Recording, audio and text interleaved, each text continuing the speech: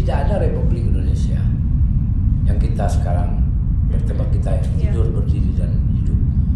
Kalau itu tidak dikonsep oleh Tan Malaka 20 tahun sebelum tahun 45. Tan Malaka menulis satu buku yang bernama Menuju Republik Indonesia atau Nada Republik Indonesia.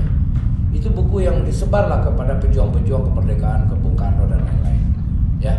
Nah, tapi kan persoalannya Tan Malaka ini kan memang orang yang misterius lah. Kenapa? Karena beliau ini kan tidak bisa bergerak terbuka. Karena ada misalnya begini, ini ada India Belanda, dulu Nusantara, kemudian jadi India Belanda. India Belanda ini mau dijadikan oleh Tan Malaka sebuah negara bernama Republik Indonesia. Ya pasti kolonial Belanda nggak suka lah, negara-negara kolonial penjajah pasti nggak suka. Ya dia dicari, ditangkap dan diburu. Makanya dia dalam pergerakannya itu hampir separuh bumi dia keliling. Itu dia memakai nama samaran. Nah, itulah kisah Malaka. Terus kenapa anak-anak muda sekarang tidak paham sejarah bangsanya? Ini kan Indonesia tidak tiba-tiba ada berdiri begini. Ini kan hasil perjuangan. Ya, berapa nyawa habis, berapa darah tumpah demi Indonesia merdeka. Terus hari ini anak-anak mudanya, Gen Z, milenial atau generasi apalah namanya, dia tidak peduli. Dia lebih peduli misalnya dengan konser musik Korea, drama Korea. Terus dia lebih peduli misalnya dengan hal-hal yang berbau selebritis, kehidupan hedonis. Ya, padahal kan bangsa Indonesia ini kan didirikan untuk kemakmuran bersama. Bukan untuk milik sekelompok orang. Nah, makanya saya didirikan Tan Malaka Institute dengan kawan-kawan saya agar ini menjadi pusat kajian, pemikiran, perjuangan politik Ibrahim Tan Malaka. Itu kita dirikan. Dan kita membuat hampir 10 tahun. Kita sudah bergerak hampir di seluruh Pulau Jawa. Kita bekerja sama dengan Kementerian waktu itu Pendidikan Pak Ilmar Farid membuat peringati 19 September 1945. Itu kerjasama Tan Malaka Institute dengan Kementerian Pendidikan dan Kebudayaan. Ya, kami pelan-pelan karena Tan Malaka ini terlalu lama difitnah. Dia dituduh misalnya PKI, dituduh komunis. Orang yang menuduh dia PKI dan menuduh dia komunis, orang itu kita tanya nggak ngerti juga apa itu komunis dan PKI. Saya sering ditanya, Tan Malaka itu seorang komunis ya? Apa yang Bapak maksud dengan komunisme? Ya. Dan kalau Bapak kaitkan dengan 65, peristiwa 65, mana ada Tan Malaka di 65, 49, 21 Februari 49 beliau dari ditembak dan gugur ketika memimpin perang gerilya di Kediri, Jawa Timur. Nggak ada kaitan Malaka dengan PKI. Ya. Justru Tan Malaka itu musuh PKI. Kita harus membagi 3 periode Republik ini. Pertama pas sebelum kemerdekaan, setelah kemerdekaan. Setelah kemerdekaan 45-50 ini kan ini Indonesia dalam keadaan perang ini. Di sini ada Tan Malaka, ada Sudirman, Pak Dirman Jenderal, dan Bung Karno, Hatta, Bung Hatta, Bung Sahrir kan semua sudah ditahan dan ditangkap Belanda. Tan Malaka yang memimpin perjuangan ini dengan Pak Dirman. Periode 50.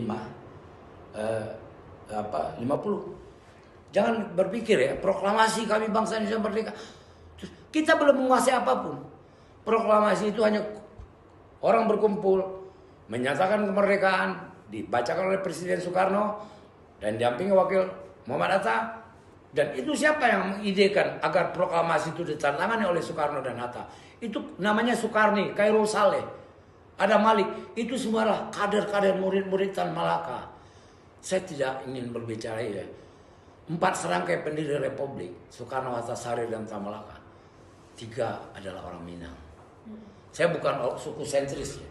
Tapi orang Minang ini gudang pemimpin, gudang pemikir. Kenapa Minang? Ada apa dengan Minang kita hari ini? Kenapa saya undang orang untuk menghadiri acara Tan Malaka? Tidak mau hadir. Apakah dia takut dituduh PKI? Kalau kita bicara PKI itu ada 3 periode. 1920, 48, terus 65. Ya. Tan Malaka memang pernah bersentuhan dengan komunis untuk mengajak komunis bersatu dengan Islam untuk melawan kolonialisme. Dan itu dia berpidato di Komintern di seluruh komunis dunia. Islam dan komunis harus bersatu karena negara Islam juga banyak terjajah. Tapi komunisnya nggak mau. Nah, sekarang kita bicara komunis. Komunis itu kan dari Karl Marx, ya, Marxis. Iya, Pak. Marxis kemudian menerbitkan buku namanya Das Kapital, nilai lebih buruk yang disedot oleh majikan dan kemudian oleh bosnya, disuruhlah dia berdoa menerima nasib. Makanya Marx kan bilang agama itu candu. Ya saya tidak menyebarkan paham Marxis ya, tidak ya. Ini kan hanya ilmu pengetahuan. Nah, komunisme itu kan Marx yang dipraktekkan oleh Vladimir Ilyich Lenin di Rusia, yang menginspirasi semua negara terjajah termasuk Indonesia untuk merdeka dengan sistem komunis. Ini sistem. Kita tidak bicara ini soal Tuhan atau soal, nggak ada. Kalau orang anti Tuhan itu ateis, orang tidak percaya agama itu agnostik. Tamalaka itu seorang datuk. Syarat datuk di Minangkabau harus bisa ngaji dan hafiz Quran dan pandai bersilat. Ya, makanya di Komunis Internasional dia mengatakan, dia berpidato, kalau di hadapan Tuhan, Allah saya seorang Muslim. Di hadapan manusia saya seorang komunis. Karena komunis alat itu untuk berjuang melawan kolonial. Kolonial ini kan ujung-ujungnya borjuasikan kapitalisme. Seperti hari ini di Indonesia ini kan kita sistem politiknya liberal, sistem ekonominya kapitalistik, yang kaya makin kaya, yang miskin makin miskin. Padahal kan harusnya pemerataan. Iya. Ya, ini dinikmati oleh bersama. Tapi kan berapa orang anak-anak Indonesia yang menikmati hasil bumi Indonesia hari ini? Nah, itulah saya dirikan ini begitu.